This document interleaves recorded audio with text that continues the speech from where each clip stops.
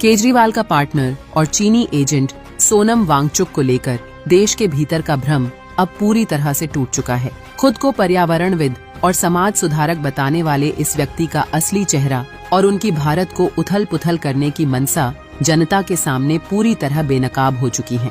लद्दाख की भोली भाली जनता के कंधों पर बंदूक रखकर चीन के एजेंडा को लागू करने वाले वांगचुक आज उस मोड़ पर खड़े हैं जहां देश उन्हें किसी नायक के रूप में नहीं बल्कि राष्ट्र विरोधी और विदेशी एजेंडे के लिए देश की संप्रभुता से खिलवाड़ करने वाले एक मोहरे के रूप में देख रहा है। दोस्तों, वीडियो अंत तक देखें एवं वीडियो लाइक कर शेयर करें। लद्दाख में उनका जो कारनामा पूरे देश ने देखा, उसने हर सच्चे देशभक्त को झकझोर कर रख दिया था। एक समय पर उन्होंने सारी लाज शर्म और राष्ट्रीय निष्ठा को ताक पर रखकर सरेआम यह बयान दे डाला था कि कल को अगर चीन हमला करेगा तो हम उसे रोकेंगे नहीं।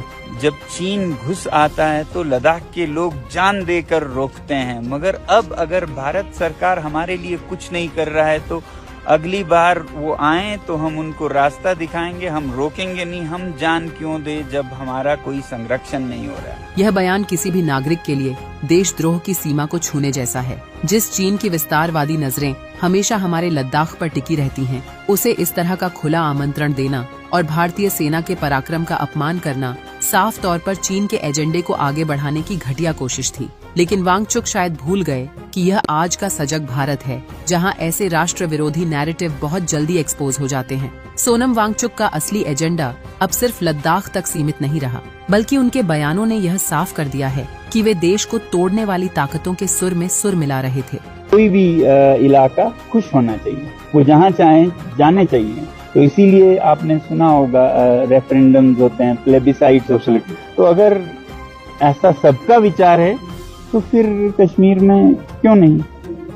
कश्मीर में जनमत संग्रह रेफरेंडम की वकालत करने वाले या उस नैरेटिव को हवा देने वाले बयानों ने वांगचुक के छिपे चेहरे को पूरी तरह उजागर कर दिया है। से वे अब तक पर्यावरण और अधिकारों के मुलम्मे के पीछे छिपाए बैठे थे। कश्मीर भारत का अभिन्न अंग है और रहेगा, लेकिन वांगचुक का यह नया पैंतरा सीधे तौर पर देश की संप्रभुता पर हमला था। जो व्यक्ति लद्दाख में बैठकर चीन के आक्रमण पर सरेंडर करने की बात करता हो, उससे कश्मीर पर किसी देशभक्तिपूर्ण रुख की उम्मीद करना ही बेमानी है। कश्मीर में पाकिस्तान और अलगाववादियों द्वारा बरसों से चलाए जा रहे रेफरेंडम के प्रोपेगेंडा को ऑक्सीजन देना यह साबित करता है कि वांगचुक भारत विरोधी टूलकिट का एक मोहरा मात्र है। आज दिल्ली में बैठकर वे जिस